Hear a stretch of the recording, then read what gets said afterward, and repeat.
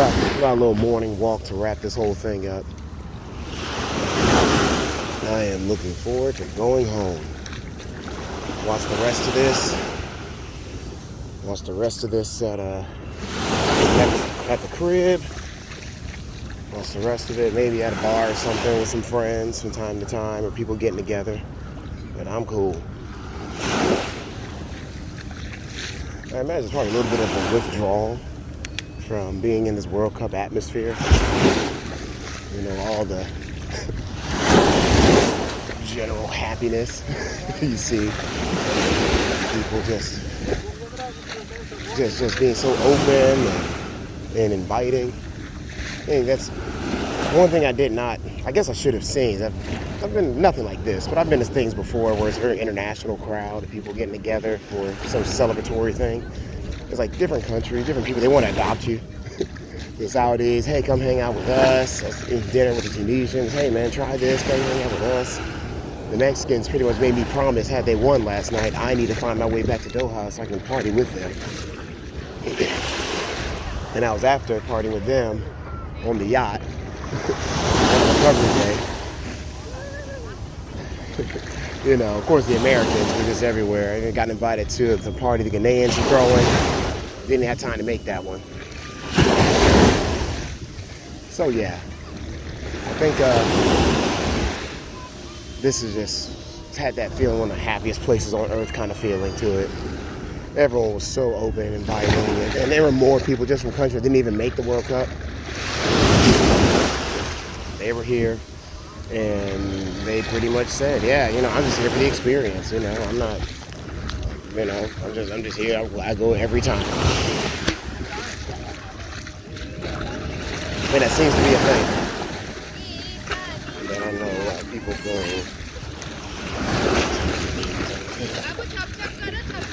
go every 4 years. And this is my 5th World Cup, this is my 6th World Cup, whatever. And, you know, I guess the thing that struck me, I guess, as an American, typically these big events, they're all corporate because they're so expensive. Like Super Bowl and stuff, the average man, they're not making a serious dent in their pockets. A serious dent, a serious amount of debt or whatever. You're not going to this stuff.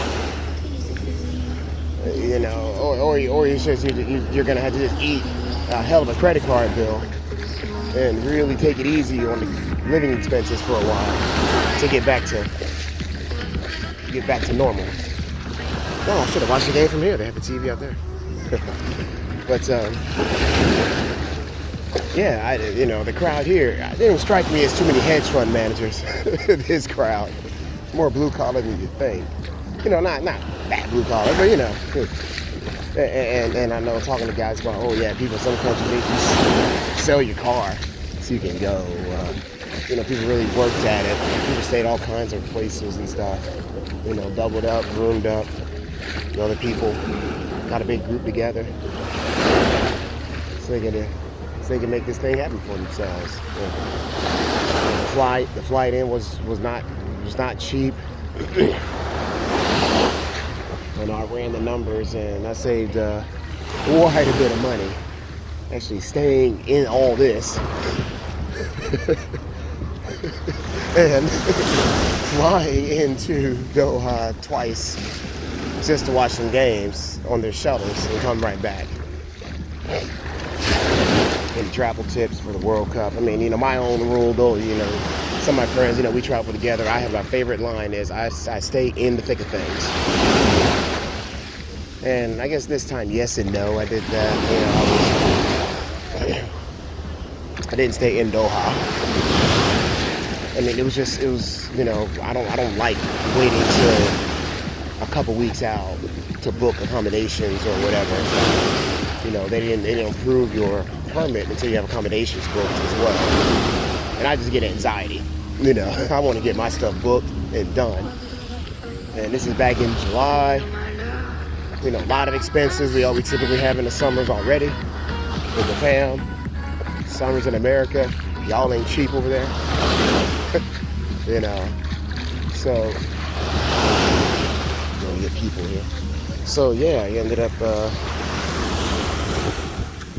got, saw the numbers, ran the numbers, and, just at the time, just couldn't find anything worth it. All like one hotel villa. And then what looked like FEMA trailers. We could stay there. And then they had this tent village thing going. Yeah, no. I was like, I can stay in a FEMA trailer. Or the Dubai Marina, and I'll just set myself up here, and I'll just come in. So I figured I only had 2 games anyway. I only had tickets to 2 games. So the rest of the games are going to be at a bar. I think in Doha, yes, but I'll be in a bar anyway. So be in a bar there, be in a bar here. And yeah, I just roll with that. But what I did not know, travelers tip for these big events, is go ahead and join the Facebook groups for like the Americans that we're all going together trying to coordinate stuff, because people are always buying more tickets than they need, because just like us, right? Just like anybody, you got to buy it so early, you don't know what life's going to bring as you get closer, and they're trying to offload the tickets. I mean, there was nothing stopping me. I mean, I went to, so I just put the challenge to myself, should I try to go another day just to check out the atmosphere and see multiple games, not my country, multiple games in one day? And I would, and I had a shot at, and I did 2. I had a shot at doing 3. As I was leaving the second, someone put a post in our WhatsApp group, hey, you can have my ticket right now for free, the 3rd game, now. Like, oh boy. Just exhausting, but really cool. So I think you do it. I think even if you don't make it, you go. Oh yeah. I might do some kayaking, but I'll catch the flight. I'm good. But yeah, you do it. You go out there, even if it's not your country. If you can go, you go. Be in the atmosphere. The group stage is only another week or so of this left. I imagine it starts to thin out. I guess it only makes sense as teams get eliminated. But I mean, yeah, there are people that are trying to changing flights, changing hotels based on how the team does. I'm like, you don't have to go to work? Again, these are not. Nobody strikes me here as, high-level oil guys and consultants and all sort of stuff here. I'm not getting that impression. Again, not saying it's all people that bag groceries either, but yeah, so and so some of the things, it sounds like that some people, this is the vacation.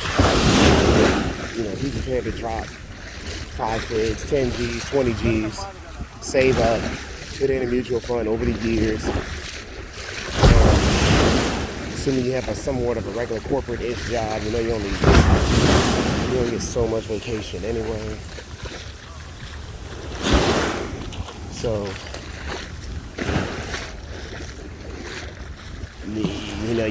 everyone knows that, hey, for this month, I'm out. It rolled over a week from last year, whatever. And you obviously know exactly when the activity's taking place, the event's taking place. Oh, that's good. You obviously know when the activity's taking place. Check this out. Oh, yeah, that's cool. So you just go ahead and get yourself set up. It's really coming in now, isn't it? I figured the marina, the way they got this set up, there wouldn't be a tide. More like a lagoon or something, where it's all kind of blocked off and there's further islands out there. But, okay. I'm an oceanographer. But yeah, so some travel tips. Save your money. You're going to spend it, In America, the next 4 years, obviously, it's America, right? I know exactly how to live in America. I make it real cheap. But if you don't know, I'll be at Walmart, cook food, the whole shebang. Beer specials, craft beer, whatever. And this thing, it's stadium prices everywhere you go. So what you can get here $15, $20 per regular size, right? Even a Bud Zero, non-alcoholic stuff, was $6, $7 at the stadium. I think for these events, because there's a lot of them, they really mapped it out, I think, pretty well to keep a stampede from happening, a crush of people getting in, getting out, so, which does translate to a whole lot of walking. So eat big before you get there. Where you don't have to depend on, hopefully they have something you like or food available when you get there. But yeah, it's this was worth it. This was also worth it. Just traveling solo, met some people, just hanging out. And even here in Dubai, hung out with some folks. And I imagine if I stayed here, we'd all hang out more. And so, people were just very open, very accepting. And I know there was be remiss. Oh, yeah, sorry. Another tip. Yeah, go ahead and stay in the thick of things. I think one thing I would do differently is I saw a guy did this. It's like you book, if you're worried, book your full trip in Dubai, like kind of like I did, but make it all refundable. A little more money so it can be refundable. And then just keep working it to get, keep looking at mile deals, just keep, hotel runs, keep working it, just keep working it, keep working it, keep working it. So you can stay in the city itself, in Doha. And then just change everything over. Cancel the stuff out here. That's probably one thing I would have done. Had I known that trip was available. So I think that's something I'm going to probably work into my travel style going forward. Like if I go to the Euros or something like that, and I just want a peace of mind, book something, even if it's not ideal, but it will work, just to have it done. So you can sleep at night, but then just kind of, not your leisure, but keep working the deals, talking to people. A lot of people stay together. A lot of people get to know each other now. I know them. A lot of people already know each other. So it's like they could, I ain't know anybody.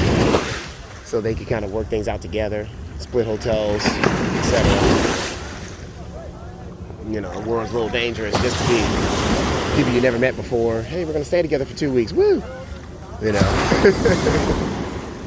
Mess around, have the Zodiac Killer. Hey, no PDA. But, trying not to get people necessarily. I love the Marina. Oh, God. But, I think one thing, another historical context, way too much controversy. I think the one thing is, I know people did post, my Facebook post is, hey, how are you going to give the money to Qatar? You know all the stuff they were doing with the migrant workers, etc. And there's no way. A lot has been said, a lot will continue to be said about how they put this together, the speed, they put all that together, those beautiful stadiums and so forth, and the safety record. A lot has been said, lots going to be said. But I think it's something where I don't want to use the term that every country has issues. But for my American friends, I will say this. I've been here a little over a week. How many mass shootings have we had since I was here? With politicians supporting, how many mad, crazy things are we having in our country as well to point the finger at somebody else? Now this one does feel fairly egregious because it's very direct. It's, hey, we bring you over here, you work, and you may not be able to leave, your passport, you may be confiscated. It's a really rough thing that's happening in some of these countries out this way. And I really do hope that they go it. Lord knows they've got the money, I think, to pay proper wages. But imagine that, rich people not paying fair wages to the rest of us. I think that's pretty much global. I think it's mainly because we have so many laws in America that protect you that we're not finding ourselves in a similar boat. So, I really hope most of these countries get that part together. I think profit margins they got to be making, they got to be good enough that you don't have to go so low on the people that are doing the work. Right? The story of everywhere, I think, in some form of fashion. And I will say this about the staff there. I don't think I've seen it. And they had that one Kenyan dude get real creative with telling people how to get to places. They had his ass up there. But I think overall the staff, the in Qatar have been absolutely wonderful. I mean, every police officer, every the workers, the people that telling you how to get to places. The people that are working the Haya card, which is kind of like an entry permit card you need. I messed that up a couple times. I called the call center. They had it, no problem. Set it up, put a ticket in. Got to a human fairly quickly. Imagine that. And just really took care of things. Everyone was super helpful. Lots of smiles and so forth. And I don't know if the staff is going to get much credit. A lot of times it's volunteers, some of these things. They did. The people working this thing, the call centers, and the ticket resolutions, the hotels guys, even the bouncers at the bar that wouldn't let us in because it was after 2 p.m. or 2 a.m. or whatever. They were cool. Everybody was so doggone cool. Everybody was cool. And that has to be frustrating to deal with that crush of people, especially in a country that's not too terribly used to it. I think they were just super cool. And I just really want to send a shout out to all the staff, the people that worked this thing. Hell, even the people that took your passport. For hotel, the airport and so forth. People that booked you in, all real cool. Hell, even the Dubai guys are cool. They give you a SIM card. Now, of course, they want you to use their service. They give you a SIM card when you get there, and then people help you out with your SIM card in Doha when you get there. So you're not caught out trying to find a coffee shop, Wi-Fi or whatever. Or trying to, there's people all right there. Just want for nothing. I know people complained about the walking. I knew that was coming. I complain for that for Texas games sometimes. It's like, oh, how much walking you got to do. You go to the Florida Classic, and you're parking at somebody's backyard, a mile away, and you're hoofing it. At least we don't have that. I'm gonna get me copyrighted, whatever music that is. Let's walk over here a little bit. So yeah, that was they were so doggone cool. Everybody was cool and so helpful. And I don't know if the media is going to give him much credit beyond that one brother. But just top notch, all around. So if no one else is saying it, I'm gonna say it. Just cool. So thank you from me, at least. And I think, even if they're not going to, I said thank you from all the people that are attending as well. Even the guys at the restaurants, super cool, man. It's just everybody. Just top notch. And we lived out here for quite some time. This quote unquote neck of the woods. We come down to Dubai a few times for stuff, and I then went to Doha once. It was more of a long layover to check it out, and people were cool then. But I can only imagine the level of frustration to make this thing work. day to day. You know, you're standing there for a long time, you know, when people get to places, yada, yada, yada. I can only imagine. 100 million different languages.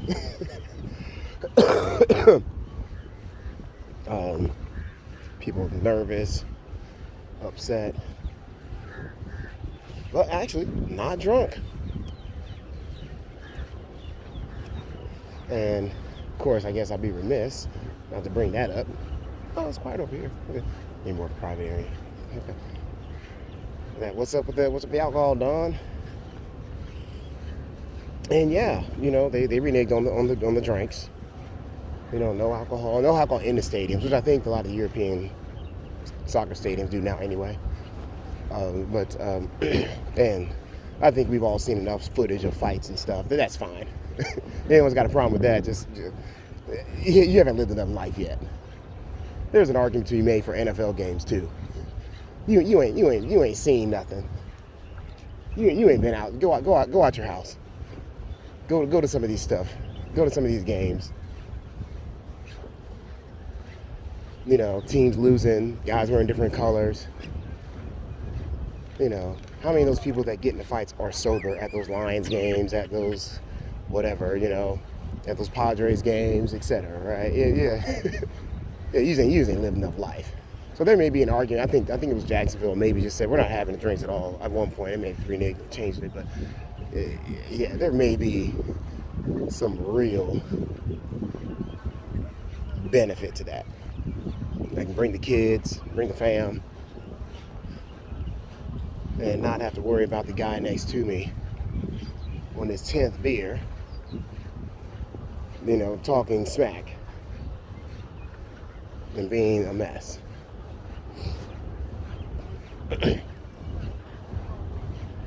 But you know, not having beer outside the stadiums and so forth. I mean, they had these big fan zones set up. I don't know if I got too much filming of that, but these massive fan zones around the stadium, and that was kind of the party area. You know, they had, you know, DJs and little mini concerts and things, games. You know, like a carnival outside every stadium in the perimeter.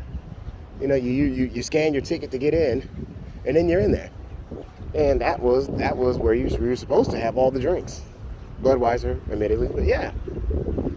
And they shut that down just beforehand. And so yeah, so now it's like, you know, the last drink you can, and whatever you do, don't get caught trying to walk and drink beer outside. Trust me, that's not gonna work. You know, that'll get you cited or locked up for a night. So yeah, so you know, everyone is minimum. The last drink they've had is at least from whenever they left their hotel or the last restaurant they went to. I'm sure there's the occasional alcoholic that actually brought vodka in their water bottle. It's like, I gotta have something. I can't. Okay, yeah, great, yeah. We want to talk to someone about that shit. I'll play them my workout over here. Oh, they had the volleyball here the whole time. It's not probably that time anyway. Oh yeah, there's much wider over here. Yeah, they worked it over here. Yeah. Well, now you know. It's like it's not private either. But yeah, if you're doing yoga and stuff, could have done mine out here. But yeah. Yeah, and it's something where with the alcohol and all that, I think it's just something where that's just part of the culture, you know, the going to sports.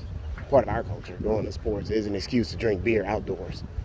You know, tailgating. I mean, it's a release. It's not real life. You know, the Astros won. I still had to go to work the next day. I didn't get a day off or a raise because the Astros won. It was fun. And if I were in Houston at the time, I would have to have taken the day off. You know, the kind of work I'm doing, you don't get paid for. I get paid by the hour, so that would have costed money. And the Astros aren't supplementing that. So,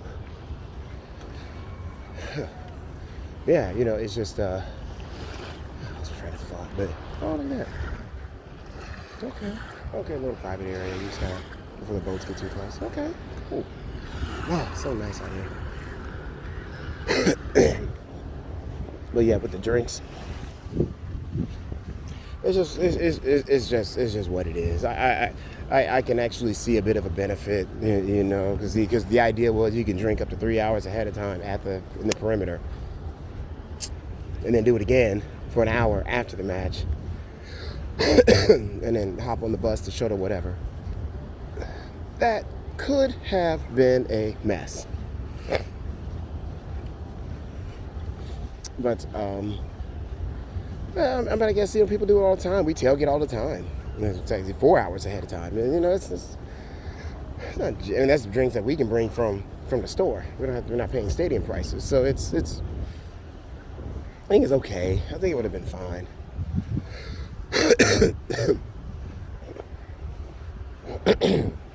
I really hope they. I know Budweiser. They'll just do a make good. I mean, Budweiser makes so much money. They'll do a make good on it. I mean, the one thing for Budweiser, you know, you roll the dice. I don't know if there's any way you got to sponsor. You don't want to say, well, I'm not going to sponsor because they're not going to let me serve beer. You know, the next Heineken, whoever, somebody drives in, takes sponsorship, point forward. I mean, Heineken, I think I'm seeing more adverts in Formula One, other places, for their Heineken Zero than I am for regular Heineken. Because you know, because so many people are not really trying to. There's a lot of people are drinking, but a lot of people are trying not to drink like that, especially in these countries. They got money, but they're just not drinking. I mean, people like the taste of beer. Eventually, once you get used to it. So yeah, you know, Heineken Zero is probably one of my go-tos where I am. If I'm, you know, not in these festival atmospheres like these, where, you know, you're drinking all the time, but just regular everyday life. Really not trying to drink all that much. Like, you know, the Heineken Zero, I think it's fantastic. So I know Budweiser knows that. We're like, well, we'll take the chance. We'll go ahead. We'll stay with FIFA. We'll sponsor this. We'll put some promotion around it. I'm sure they'll find a way to make it fun. They said they're going to give the beer to the country that wins. So that'd be fun. That'd be some nice publicity. And FIFA is going to have to give them a huge discount next time. That's how I imagine. I think it's already in the works. Because yeah, I doubt Qatar is going to pay for that. I think it does kind of set up Qatar for a little bit for failure, or for people having hesitancy about working with them for big events like this in the future. If I were advising them, not really listen to me, but if I were advising them, you know, on the reneging of the beer stuff, it's something where, you know, there's a lot of trust. I mean, this is 12 years in the making. There's a lot of trust that went into that, and having alcohol at a football, a soccer event like this, I mean, it's a part of the show in our culture. It is a part of the show. And if Qatar came out and said, hey, we'll do this, we're gonna have 12 new stadiums, whatever it is, 8 new stadiums, and we're gonna build tons of infrastructure, beautiful infrastructure, lots of buses, lots of staff's gonna help out. We'll call in our military service requirement for everybody just to volunteer for this, you know. But you ain't got alcohol. And they said that, you know, we'd be in Houston right now, as you would have happened in the summer. So because we would have laughed you out of the room. They clearly you don't understand the culture here, and you would you like to reconsider? So I know that's something that they really gotta look at. I think it's just because, you know, future events. I mean, you got those stadiums now. I think one of them, I think it's only one.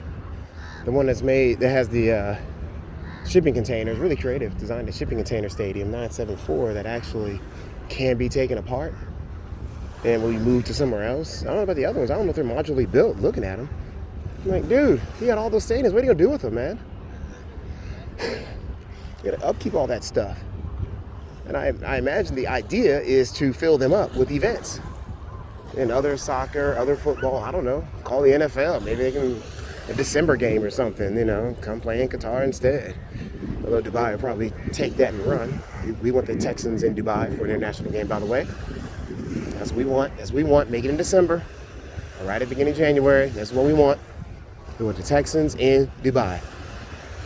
Be sold out in 2 seconds. All these oil guys here, these Houston, Texas guys here, it'll be sold out in 2 seconds. But at the sevens. But I don't know what you do with all that stuff. That was the most amazing stands I think I've seen in person. I don't know what's gonna happen. There's not, some of those places there's not that much there. I guess similar to here. You build it. Not all of these places are actually full. You see here on the video. These apartments, condos, they're not all. Don't completely empty right now. But I guess presumably in time, the city will catch up to the infrastructure. And that I guess Doha and Qatar probably thinks that there will be a day that will be such a massive destination for people to live and work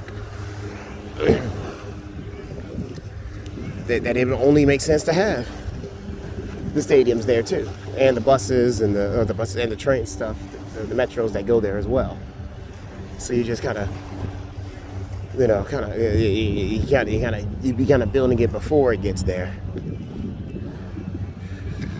I think only one of them has a retractable roof though. Damn, if it wasn't chilly in some of them stadiums, I'll tell you that. I think one is a retractable roof, the one that's in I'll buy it to the one I was at last night for the England-America game. And those, so I don't know how that works. When most of the year it is screaming hot. How do you get people to come out to that stuff? To go out there on the buses or the trains or whatever for half an hour to watch a match in the heat like that. I'm not sure. I mean, hell, even like the Premier League and all the main clubs that do these big tours in the summer when the season's off is in the summer. Yeah, whatever heat you think you can handle, you don't want any part of that summer. No. So Arsenal and all those guys, they're not coming here. Dubai either, they're not coming out here during the summer for exhibition games and tours. It's not going to happen. If I were so I think reneging on a major component of your bid at the last minute and all the stuff you built, I don't know where you go from here unless the city catches up to you. And I don't know if you got that kind of time. How long is that going to take to build Doha up? Because now you got competition. Because all the Gulf states doing the same thing. This is just a sliver of Dubai. This is just the Marina where I like it. And it keeps going, by the way. There's another layer behind here on the other side of that little river, little creek that they got going. I think a layer behind that. And then the metro's right there, takes you to the airport. I don't know how you... So there's competition. And don't forget what Saudi Arabia's doing. They just said, well, screw you. We're going to take it a notch further. They're building so much in Saudi. And in Abu Dhabi, they're not going anywhere. Bahrain, they're the ones that are most permissive as far as alcohol and stuff. So, they're not going anywhere.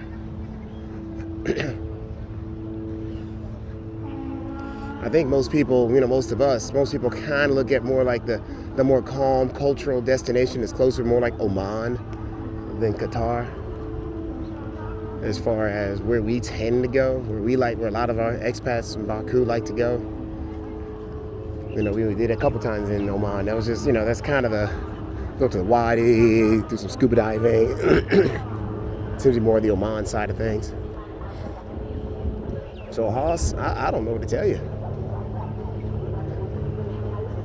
I'm not sure what you do with all that stuff.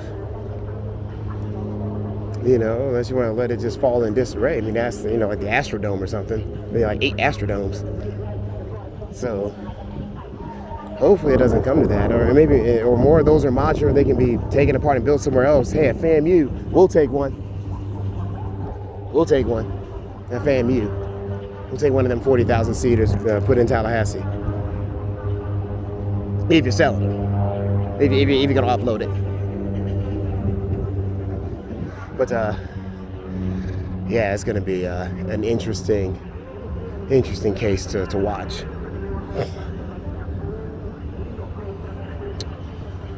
Do a little more walking here. Let's get a little more water. So I'm just gonna miss the beach. I just really like the beach.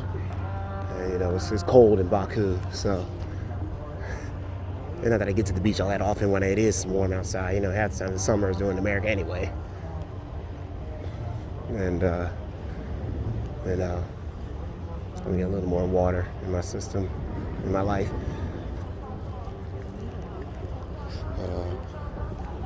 Yeah, I really hope they. I really hope it works out well. But I'm just with Qatar. It's like, when you renege on something, now people are gonna have hesitancy about working with you when there's so many other options right there. We'll see. We'll see. We'll see. We'll see. Oh, and then just one last shout out. The old Dubai Marina, where it all goes down.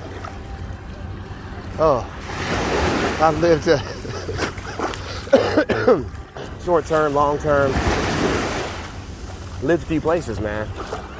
You know, not military level, where you know you got to move every couple of years, but you know, there's some Texas, you know, some work out, lived out in Atlanta for school, Tallahassee for school, and where else, you know, some internships, Chicago, and South Carolina, and freaking, oh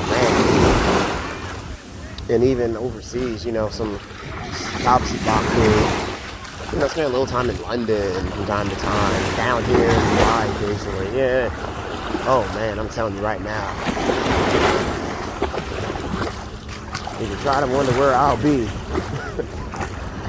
yeah, I'll be right here. I'll be right here. Oh my gosh. Now, of course, I am here in November, late November, where the weather's palatable. Can I walk this long in September without melting into a puddle? Probably not. But yeah. Oh yeah. Yeah, I think, you know, setting up, if I were gonna set up something, business, whatever, yeah, this would be really on my short list. If I was gonna stay or be international, it would be right about here. This would be on the short list. Easy to get to.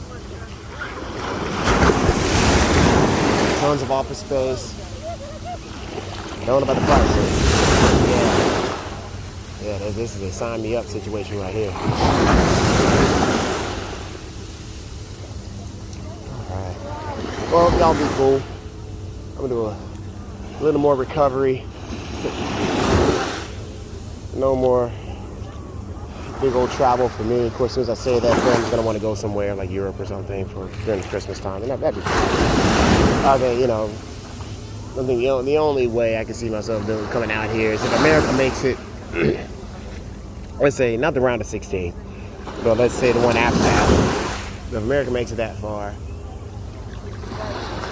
use some airline miles, book a flight, use hotel miles, book a room, and maybe check out that game. I'm gonna keep my high out card active. You know, and again, just because of the once in a lifetime. We go straight to Qatar, of course. Not gonna stay out here this time, but yeah. That could be pretty interesting if we make it that far. But otherwise, I think I'm done. This has been a blast. Oh crap! Oh, Formula One too. Oh man, shout out to those guys. That's when we did Formula One here. Oh man, we're on the track. Oh my god. Shout out to Abu Dhabi, the Formula One. On top of that, something that probably would not have happened had I went directly to Qatar instead of staying in UAE for the early part. So man, oh my gosh. And there's an American group for that was selling tickets near the end. So now, I mean, it's just, you know, these Facebook groups, WhatsApp groups, I mean, they can really make your vacation for you for these big events like this. But I'll be cool. I'm gonna drink some water and some tea, maybe some coconut water, and recover. I'm out.